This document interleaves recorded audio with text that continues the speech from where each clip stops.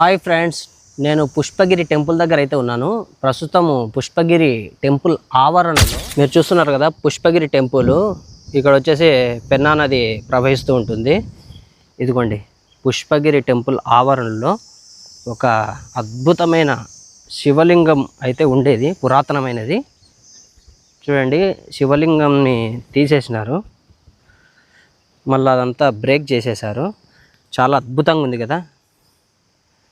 చూడండి, మీరు ఎవరైనా చూసింటే కామెంట్ చేయండి.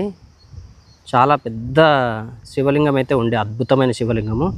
కానీ ఏంటంటే ఇది ఏ విధంగా డ్యామేజ్ అయిందో మనకైతే తెలీదు. కానీ మొత్తానికైతే లింగం అయితే లేదు, కింద బేస్ ఒకటి ఉంది. చూడండి ఏ విధంగా డ్యామేజ్ అయిందో. చాలా అద్భుతంగా ఉంది, చాలా పెద్ద సైజు.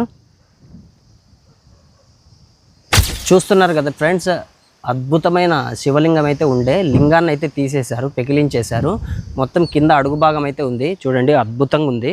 మొత్తం కొల్లగొట్టేశారు. ఎందుకు ఈ విధంగా చేస్తున్నారు అనేది మనకైతే అర్థం కావడం లేదు.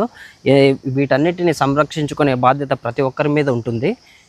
ఈ జాతి సంపద అన్నమాట. మన రాబోయే తరాలకు మనము ఒక అద్భుతమైన ఆనవాళ్ళు అనేటివి మిగల్చాలన్నమాట. లేకపోతే మొత్తము నాశనం చేసి పెడతారు ఈ విధంగా. ప్రతి ఒక్కరు వీడియోని లైక్ చేసి, షేర్ చేసి, కామెంట్ చేయండి.